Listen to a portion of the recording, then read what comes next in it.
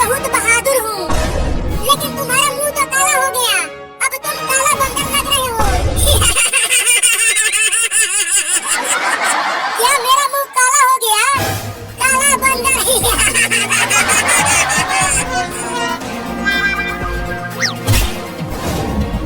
हाँ, यहाँ से मम्मी साफ साफ दिख रही है। अब रॉकेट में आग तो लगाऊं?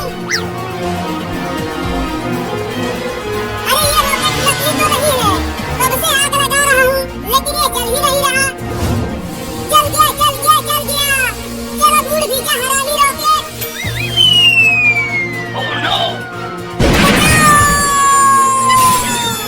अरे चिंटू देखो मम्मी के पास क्या फट गया, मम्मी गिर गई है। लेकिन हमने तो मम्मी के पास एक भी पटाखा नहीं फोड़ा, तो मम्मी उड़ी कैसे? अरे माई रे, बहुत चोट लगी है। हरामजादो, तुम दोनों को बोली थी कि वहाँ दूर ही पटाखा फोड़ना, लेकिन तुम दोनों ने मेरे पास ही फोड़ दिया। नहीं नहीं मम्मी, हमने कोई भी पटाखा आपके पास नहीं फोड़ा, चिंकिया से पूछ लो। हाँ हाँ मम्मी, चिंटू सही कह रहा है, हम तो यहाँ पर पटाखा फोड़ रहे हैं। नहीं नहीं मम्मी, चिंटू और चिंकी नहीं तुम्हें रॉकेट से मारा है, मैंने खिड़की से देखा था। अबे तू कितना झूठ बोल रहा है बाबू। मम्मी इसकी बातों पर यकीन मत करना, वो अभी बच्चा है तो वो झूठ नहीं बोलेगा। तुम दोनों नहीं फोड़ा था वो पटाखा, क्या आप हमें मारेंगी? बाबू घर का दरवाजा बंद कर दे और देखना ये दोनों कहीं भाग न पाए, मैं डंडा लेकर आती हूँ। ठीक है मम्मी, मैं इन्हें भागने नहीं दूंगा, उस डंडे में थोड़ा तेल लगाकर लाना मम्मी। क्या?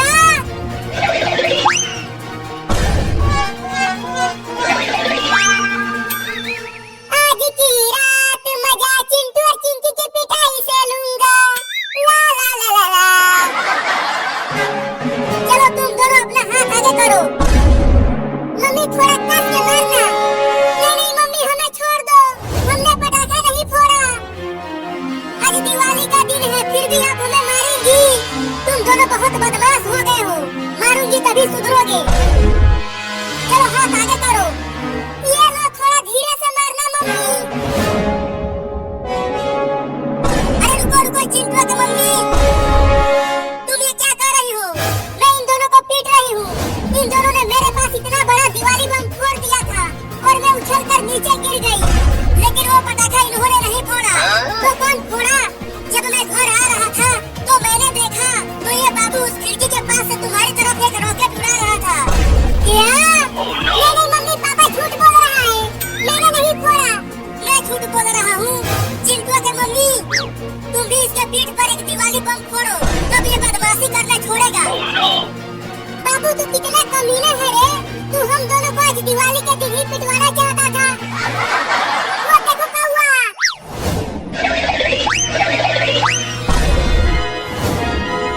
अब तू भाग नहीं सकता बाबू। चलो मम्मी, अब इस पटाखे में आग लगाओ। नहीं नहीं मुझे छोड़ दो मम्मी। तो ये लो। अरे दादा, क्या कर रही हो मम्मी? मैं तुम्हारा छोटा सा प्यारा सा नन्हा सा दुलारा सा बाबू हूँ और तुम मुझे ही पटाखे से उड़ाना चाहती हो। तभी तो तू बदमाशी करना छोड़ेगा, बहुत बदमाश हो गया है तू। कहीं मैं पटाखे से मर गया तो तुम्हें पाप लगेगा। हाँ तुम ठीक कह रहे हो। अरे मम्मी, ये चालाक बाबू तुम्हें बहका रहा है और तुम इसकी बातों में आ रही हो।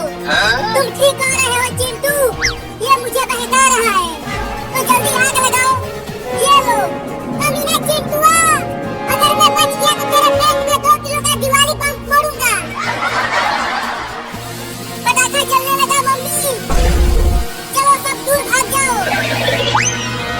अरे गिर गया। अरे चिंटुआ, अब तू फटने तो चला। मम्मी बचाओ। ये हमारी बदकिस्मती है कि हमने बहुत से बैरूनी और जहर सकाफत असरात को कबूल करते हुए खुद उम्मत इस्लामी के अंदर वो तकसीम पैदा कर ली है जिन्होंने बुनियाद इस्लाम में नहीं है।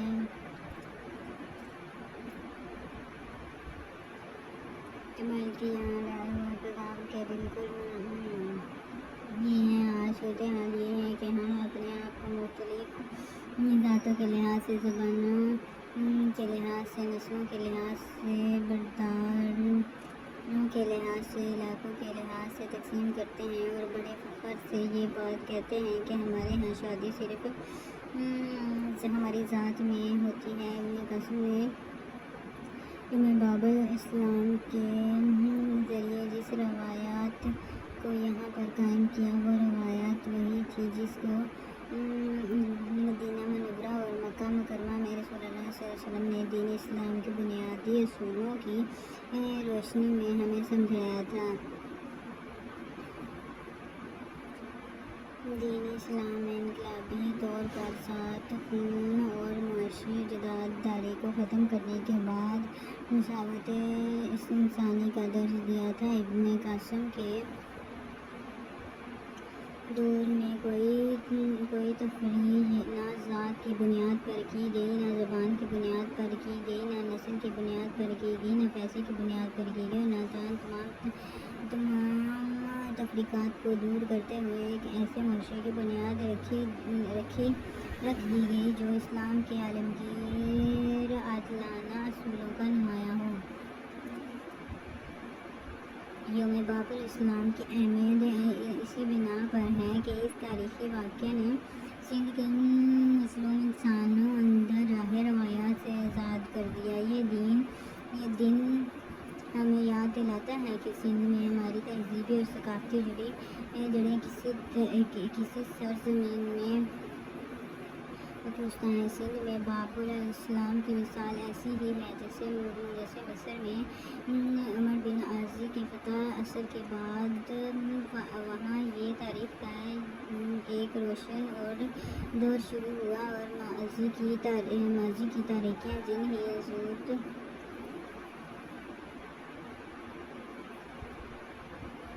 मुसलमान बुनियादी के तहफ़त वाक़या के बाद फ़िरऔन की तहज़ीब से अपने आप को मुनक़िता किया और अपनी तारीख़ का आगाज़ फ़तह मसीह के बाद वजूद में आने वाली इस्लामी तहज़ीब से किया। अरहाम मिस्र आज भी क़ब्ल इस्लाम की जहली तहज़ीब की अलामत है।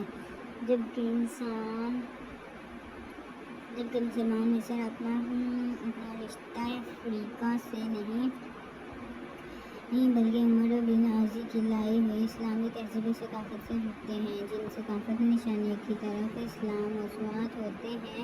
वरना अबू लहब का मजलिसा है कि ना तो ख़ानदान की शोर लाश बल्कि वो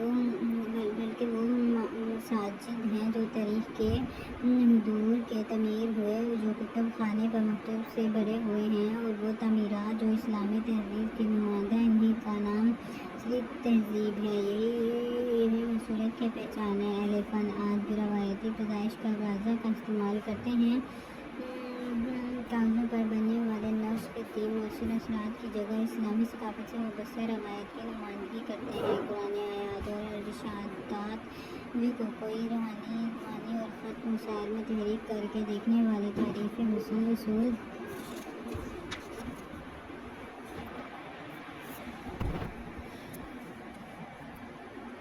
करते हैं। अगर गौर किया जाए तो यूँ बाबर इस्लाम दरअसल एक नई सकाफ़त, एक नई तहज़ीब, एक नए रुझान के आगाज़ की अलामत है। ये इंस्पायर से आए हुए एक फ़र्द की फ़तह की दास्तान नहीं है, क्योंकि ये फ़तह जिस बिना पर हुई वो कोई इस्तिहाली हमला न था, बल्कि यहाँ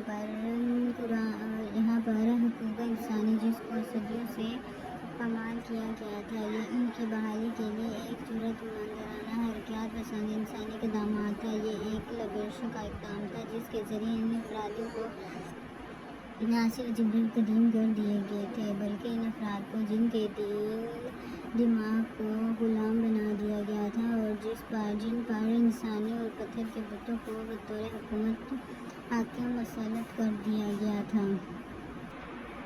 10 रमज़ान मुबारक और इब्न क़ासिम की सिंध में कामयाबी के साथ कहाँ तक पहुँचे, तफसीलात मिल जाए बगैर हम इख्तिसार से सिर्फ यही कर सकते हैं कि यौम बाबर इस्लाम न सिर्फ बरसगीर आलम अमली इस्लाम के लिए भी एक अहम तारीख़ संग मील की हैसियत रखता है। यही जिस نظام کی بنیاد رکھی گئی۔ اس کی پہچان عدل و روایات، تحمل، حاکمیت، اہلی اور معاشرتی فلاح تھی۔ اس نظام میں انسان کے بلند ہونے کی بنیاد نہ دولت تھی، نہ اس کی نسل، بلکہ اس کا علم و تحفظ و سند میں اشاعت اسلام کا بڑا سبب اور عادلانہ نظام تھا، جس کے ذریعے ایک اعلیٰ ذات کے فرد اور ایک کم معاشرتی مقام کے حامل شخص کو یکساں عدل کے خصوصیت کا موقع ملے۔ اسلام نے جس روایات کا مذہب کیا اور جنوبات اور سندھ نے بغیر کسی مراعات کے اس نئے نظام کا استقبال کیا۔ ابن قاسم کو اپنا نظام ہند اور استحکام معاملات میں جو لوگ دین کی سربلندی کے لیے کوشاں ہیں، مسلم حکومت انہیں سخت ناپسند کرتے ہیں اور جیل اور تقریب ان کا نشانہ بناتی ہے۔ ایسی شکل میں تحریک آزادی کی ہے جو ایشیا، وسط ایشیا اور افراد میں اپنے انسانی حقائق کے تحفظ کے لیے دنیا میں کود گئی۔ ابن قاسم کی ضرورت ہے جو اب سے لسانی قومیت، قبائل، بتوں اور اسلامی دشمن تصورات کی جگہ اس روایت کو تازہ کرے جو تقریباً 1000 سال قبل اس خطے کی پہچان بن گئی تھی۔ ابن بن ابی قاسم انسان سے اس روایت سے ابھرے گا۔ اللہ تعالیٰ کی یہ سنت ہے کہ وہ جب ایک قوم اپنے آپ کو بدلنا چاہتی ہو تو اسے ہدایت رہنمائی دیتا ہے تاکہ حق غالب آ جائے اور باطل فنا ہو جائے۔ بے شک گویا باطل فنا ہونے ہی کے لیے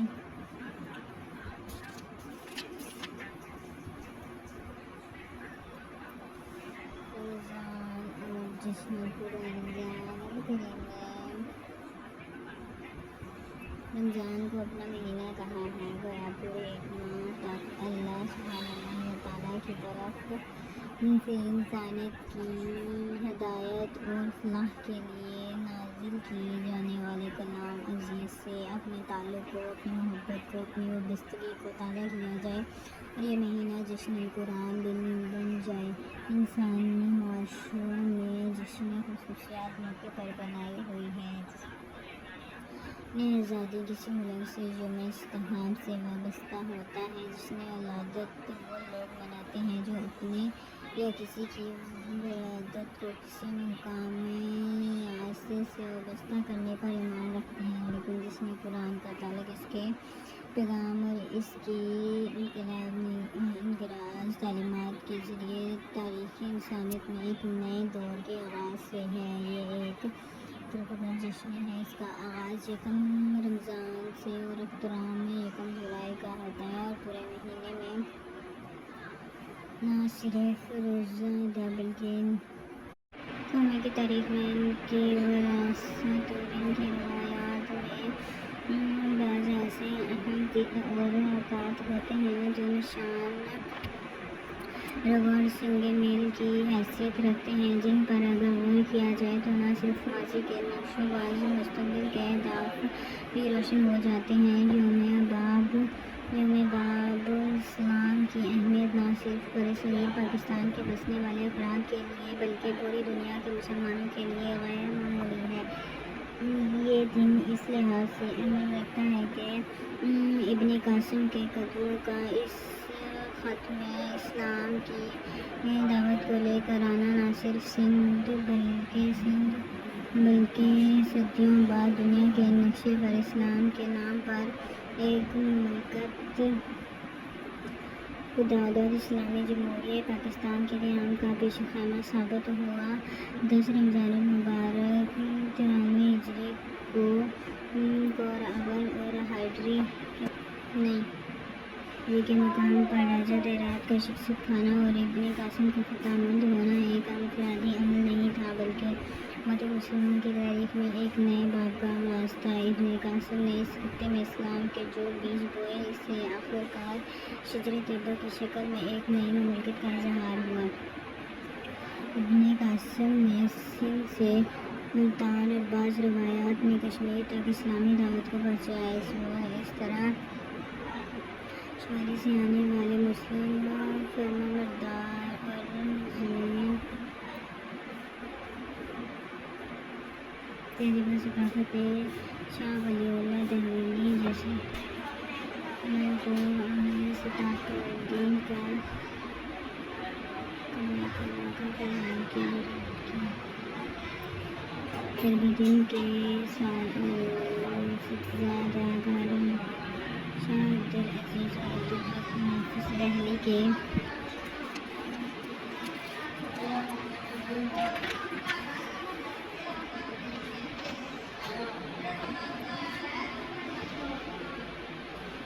شاہ صاحب کے پرانے فکر کو آگے بڑھانے میں امداد نتیجن شاہ صاحب کے جانشینوں میں شاہ اسماعیل شاہ جیسے افراد کا ظہور ہوا۔ اگر غور کیا جائے تو اس واقعے کے غیر معمولی گہرے ثقافتی تاریخی اور عملی اثرات نہ صرف ہریانہ پاکستان قبلہ موصوف وسیع جنوبی مشرقی ایشیا اور یورپ امریکہ تک پہنچے اور اس خطے سے ایسے اہل فکر ابھرے جن کی فکر میں مغرب و مشرق پر گہرے نقشے چھوڑے دور جانے کی ضرورت نہیں۔ صرف 20ویں صدی میں خطے نے عالم اسلام اور دنیا کو علامہ اقبال، علامہ اردو اور دیگر روحانی حضور حسین نبوی جیسی شخصیات دی۔ یہ واقعہ اس لحاظ سے بھی اہمیت رکھتا ہے کہ یہ اہم یاد دلاتا ہے کہ رمضان ہی میں مہینہ تھا، یعنی وہ مہینہ تھا جس میں پہلا اسلامی معرکہ بدر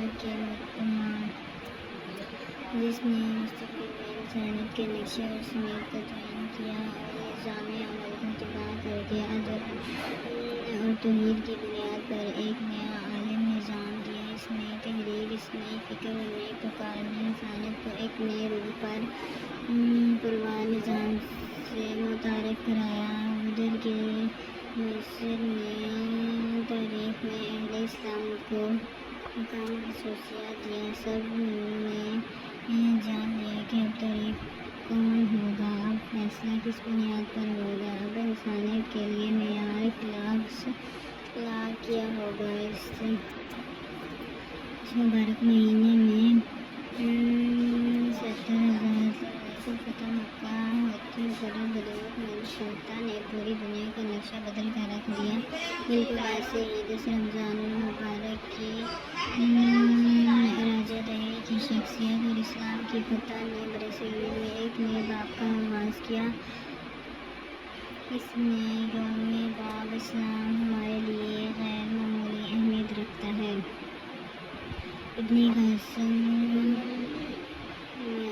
مرادی نے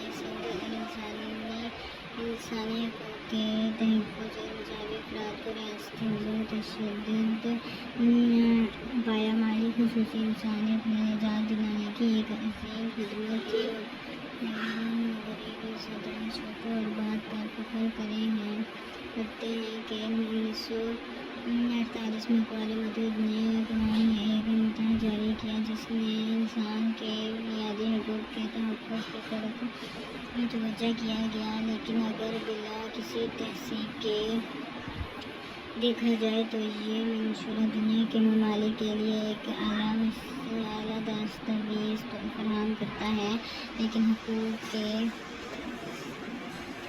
تحفظ کی قانونی ضمانت نہیں دیتا، جبکہ اسلام نے جو انسانی حقوق قرآن و سنت میں دیے ہیں وہ تجویز و مشورے نہیں ہیں بلکہ قانونی زبان میں حق یا رائٹ کا مقام دیا ہے۔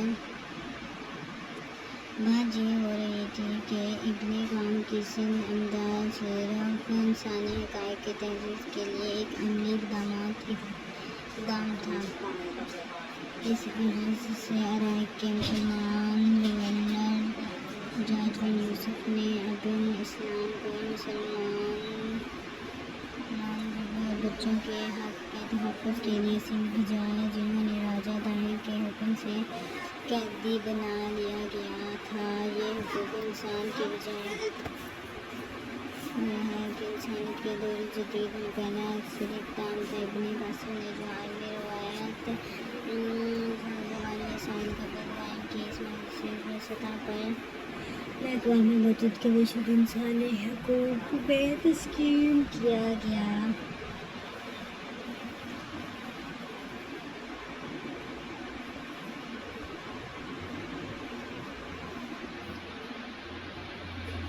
متحدہ کا مشورہ ان کا پیدائشی حق دلانے میں ناکام رہا ہے۔ بہت واضح مثالیں فلسطین اور کشمیر کے مسلم انسانوں کی جدوجہد آزادی ہے۔ ابن قاسم نے سندھ میں جس روایت علم کا آغاز کیا، اس نے سندھ کی مروجہ جاہلی تہذیب کے تو حمیت بت پرست اور فرما بردار کے مراکز اختیارات کی جگہ وحی اہلی اور علم پر بنی ایک نئی ثقافت کو مترادف کرایا۔ سندھ میں ٹھٹھا علم، فکر اور ثقافت سرگرمیوں کا مرکز بنا دیا گیا۔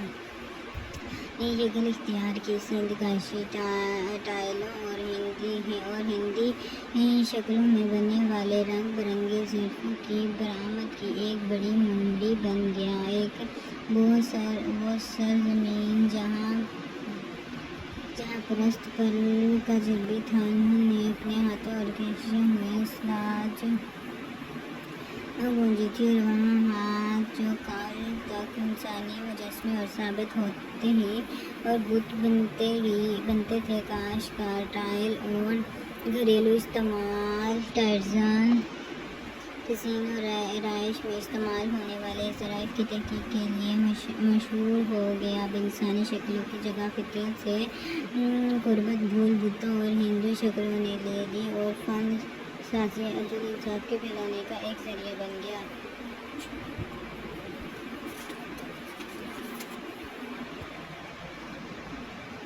ابن قاسم نے یہاں آ کر حقائق انسانی کی بحالی کا ایک نیا باب تحصیل کیا، اور اس نے عادلانہ طرز حکومت کے نتیجے میں رضاکارانہ طور پر سندھ کے عوام نے اسلام قبول کیا اور دین کے علم و برادری بن کر عالمی روایت قائم کی، جو آج تک اس خطے کے اندر موجود ہے۔ سندھ میں قدیم کتب خانوں کا کثرت سے پایا جانا یہ ظاہر کرتا ہے کہ اسلامی ثقافت کے اس مرکز میں علوم سلوم میں تعلیم اور عملی ذوق کا معیار بہت بلند تھا۔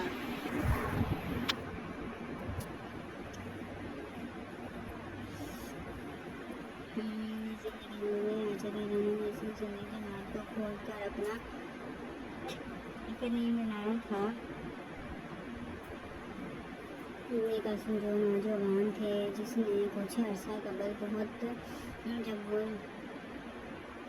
15 سال کا تھا، قد قبائل کی بغاوت کو دور کیا تھا، اور جس نے شیخ جیسی شہزادے کی بنیاد رکھی تھی۔ یہ ایک قوت مالی اور اللہ تعالیٰ کی ذات پر عمل بھروسہ تھا، جس نے اسے قدم پر کامیاب کر دیا۔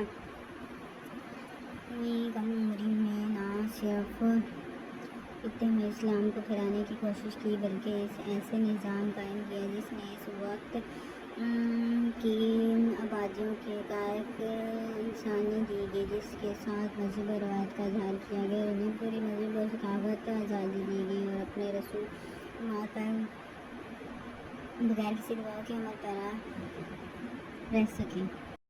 اردو کے مشرقی حاوی پر اثرات گولا یا فلسطین کے عالمی مذہب روایات میں روح اور نفس کے تزکیہ کا ایک اہم ذریعہ سمجھا جاتا ہے، جبکہ معاشی سرگرمیوں کو خلوصاً ایک عمل طور پر کیا جاتا ہے۔ اس تناظر میں روزی کے معاشی زندگی پر اثرات بظاہر ایک متعدد عنوان معلوم ہوتے ہیں، لیکن اگر غور کیا جائے تو اسلام کی بنیادیت اور افرادیت اس بات کا مطالبہ کرتی ہے روحانی اور مذہبی سرگرمیوں میں نہ کوئی تقسیم ہو، نہ رسمی تقسیم۔ رمضان دراصل تذکرہ کا مہینہ اور مال کے تذکرہ کے بغیر اس ماہ کا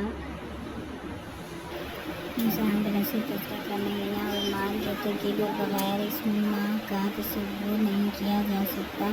معاشی معاملات کے حوالے سے رمضان کریم سب سے پہلے جس پہلو کی طرف تمام اہل ایمان کے तकलीफ वो अल्लाह के साथ खरीद वक्त का करना है। अगर एक शख्स रमज़ान के रोज़े रख रहा हो लेकिन नाप-तोल में कमी और न कारोबार माल की इमदाद माल कर बेच रहा हो तो उससे रोज़ा कोई फ़ायदा नहीं पहुँचा सकता। जिसमें होता है सलीमान रज़ी अल्लाह तआला अन्हा से रवायत है कि नबी करीम सल्लल्लाहु अलैहि वसल्लम फरमाते हैं, क़यामत के दिन अल्लाह की अदालत से आदमी हट नहीं सकता जब तक इससे 5 बातों के बारे में हिसाब नहीं दिया जाएगा। इससे पूछा जाएगा कि उम्र कहीं मशागिल में गुजारी, दीन का इल्म हासिल किया तो इस पर कहाँ तक अमल किया, माल कहाँ से कमाया, माल कहाँ खर्च किया, जिस्म को किस काम में भुलाया। रमज़ान के आगाज़ से ख़त्म तक एक रोज़ादार को रोज़ाना ऐसे हालात का सामना करना पड़ता है जिसमें मामूली से गलत बयानी से कारोबार में बहुत माली मुफाद हासिल किया जा सकता है। यानी वो मरहला होता है जिसमें इंसान अल्लाह ताला के खौफ और आखिरत में जवाबदारी से एहसास की बिना पर दुनिया के बड़े से बड़े नफ़ा को अल्लाह ताला की नाराज़गी से डर से टकराया। रमज़ान ऐसी फिज़ा पैदा करता है, एक शख्स हलाल कमाई की लज़्ज़त से नाशना हो और हराम की हलाकत से अपने आप को बचा सके। एक हदीस में साहिबान को इस तरह मुतवज्जो किया गया है कि रमज़ान के दौरान वो जायज़ा लेकर देखे कि वो इस महीने के दौरान अपने लाज़िमीन पर काम के बोझ को कितना हल्का कर सकता है। अगर इस माह में अपने मतहद अफराद के साथ हुस्न सलूक और इन से काम के बोझ में कमी एक पैगाम देती है कि ज़्यादा से ज़्यादा माल पैदा करने मुलाज़मीन के ज़रिए मशहूर दायत के असूल के तसव्वुर पर नज़रसानी की जाए और किस इंसान पर इसकी बर्दाश्त से ज़्यादा बोझ ना डाला जाए, बल्कि ये सोचा जाए कि अगर हम ये चाहते हैं कि आखिरत में जब हमसे हिसाब किताब लिया जाए तो हमारी साथ नरमी का रवैया हो, जैसे कि एक दुआ नबी करीम सल्लल्लाहु अलैहि वसल्लम की तालीम किया गया है कि मैंने रसूलुल्लाह सल्लल्लाहु अलैहि वसल्लम को नमाज़ों में ये दुआ करते सुना है, अल्लाह मुझसे आसान जालसीन नमाज पूछूं तो मैंने पूछा सर का क्या मतलब है। आप सल्लल्लाहु अलैहि वसल्लम मैं सामा साबित है कि बंदे का अमाल नामा देखे बगैर इसकी बुराइयों से दरगुजर करे। फिर फरमाया, आयशा जिसका हिसाब लेते वक्त एक चीज़ की गर्द की गई तो उसके खैर नहीं, तो हमें अपने मतलब काम करने वालों के साथ भी नरमी का रवैया इख्तियार करना चाहिए। रमज़ान करीम नरमी रूह का एहसास दिलाता है। रमज़ान करीम में अगर ये ताजिर को अल्लाह का खौफ ना हो तो वो रोज़मर्रा के इस्तेमाल की अशिया के मांग को देखकर कीमत में इजाफ़ा कर देता है, लेकिन अगर वो अक्ल से काम ले और कीमत में इजाफ़ा करे तो सार्फिन में इसके माल की मांग ज़्यादा होगी और वो दुगनी चार गई और मकदार में अपना हाल फरोख्त करके ज़्यादा नफ़ा कमा सकता है। तरह के रमज़ान के दौर में हुकूमत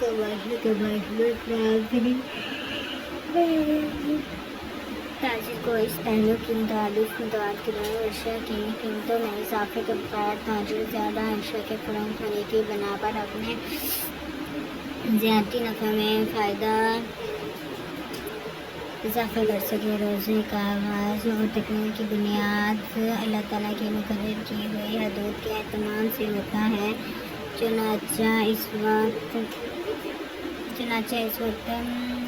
तक सहरी के खाने की इजाज़त है, जब मुसलमान मर्द और औरत अपने वक्त तक सहरी का इस्तेमाल करते हैं। اس طرح جس وقت افطاری کرنے کی اجازت ہے اس وقت افطاری کی جاتی ہے۔ گویا یہ اللہ کی مقدار کی ہوئی حدود کی پابندی اور ان پر شدت سے عمل کرنے کی تربیت ہے۔ یہی وہ اصول ہے جو رمضان کے دوران زیادہ تاجر کو سکھایا ہے کہ وہ کس حد تک نفع کما سکتا ہے۔ اللہ نے تجارت کو حلال اس لیے کیا ہے کہ اس سے کاروبار میں برکت ہوتی ہے، مال میں اضافہ ہوتا ہے، لیکن یہ اضافہ کسی نوعیت کا ہو یا دوسروں کے حقوق کے اصول کا استحاط کر کے ایک اخلاقی ضبط میں رہتے ہوئے نفع کماتا ہے۔ گاہک کا مطلوبہ معیار کا مال میں ملی اور ایک غیر ضروری مالی بوجھ بھی نہ پڑے۔ رمضان کے دوران ایک تاجر اور صنعت کار یہ سوچنے پر مجبور ہوتا ہے کہ وہ جن ذرائع سے مال کما رہا ہے وہ کہاں تک خود حلال ہے۔ مثلاً اگر یہ صنعت کاروبار میں رقم لگا رہا ہو جو منصوبہ حرام ہو، جسے اسٹاک مارکیٹ میں بازاری لگانا یا موضوع میں سے مشاہد تیار کر کے افراد کرنا یا ایسے اشتہارات کا استعمال جو فحش اور غیر اخلاقی ہو، سے ڈراموں کی تیار کر کے عمل بنا دیا جو اخلاق کے منافی ہو، تو کیا اس کا اپنے مال کا حرام اور شراب کا استعمال کرنا درست کہا جا سکتا ہے؟ اللہ تعالیٰ کے حدود کا خیال اسے سوچنے پر مجبور کرتا ہے کہ وہ کم از کم رمضان میں اپنے مال کے حرام ضائع سے پیدا نہ کریں اور نہ حرام کام میں استعمال کریں۔ یہ احساس آگے چل کر رمضان کے علاوہ بھی اسے یاد دلاتا ہے کہ مال کا ایسے کام میں لگانا جو اللہ کی مقرر کی ہوئی حدود کے خلاف ورزش شمار میں ہو، درست نہیں ہوتا۔ رمضان کا احترام نہ صرف حرام سے بچنے کی تربیت دیتا ہے بلکہ مثبت طور پر ایسے کاروبار کام کرنے پر ابھارتا ہے جو انسان کی فلاح اور معاشرے میں معاشی عدل کا قیام کر سکے۔ رمضان میں بین الاقوامی سطح پر تجارت کے فلاح کا موقع فراہم کرتا ہے، چونکہ ایک تاجر گوانٹا نشاد یا اسلام آباد میں رہتا ہو چاہتا ہے کہ وہ مناسب قیمت پر مراکش اور ایران اور سعودی عرب کی بہترین کھجوریں قطر اور اسلام آباد کے بازاروں میں فراہم کر سکے۔ وہ اس غرض سے انٹرنیٹ کے ذریعے ان ممالکن کی تاجروں سے رابطہ کرتا ہے اور آخرکار اس کوششوں سے ہزار میل دور پیدا ہونے والے کھجور سے بے شمار افراد لذت یافتہ ہوتے ہیں۔ اس طرح دوران کے مسلمان تاجروں کے بین میں معاشی تعلقات کا استحکام پیدا ہوتا ہے۔ رمضان کریم میں قرآن کریم کی سماعت کے اپنے معتدل سماعت اور منافی کا غور کرنے سے ایک تاجر کو یہ احساس ہوتا ہے کہ اسے اپنے واحد کا پاس رکھنا ہے، کیونکہ اہل ایمان کی صفات میں سے ایک اہم صفات یہ ہے کہ وہ اپنے وعدے کو پورا کرتے ہیں۔ اگر دیکھا جائے تو تجارت معاہدے پر بنی ہوتی ہے۔ ایک گاہک کو سامان دیتے وقت ایک تاجر اخلاقی اور قانونی طور پر اس کے ساتھ ایک معاہدہ یہ کرتا ہے کہ جو رقم وہ اس کے حصول کر رہا ہے اس کے معاوضے میں جو چیز یا سہولت سروسز ہو گاہک کو دے رہا ہے وہ وصول شدہ قیمت کے ساتھ جائز مناسب رکھتی ہے۔ ایک ماہ کی مسلسل تربیت اس کی عہد پورا کرنے اور اعلیٰ معیار کی اشیاء فروخت کرنے کی عادت کو تکثیر کر دیتا ہے اور اس طرح روزے اپنی اچھی تجارت عدل کی عملی تربیت فراہم کرتا ہے۔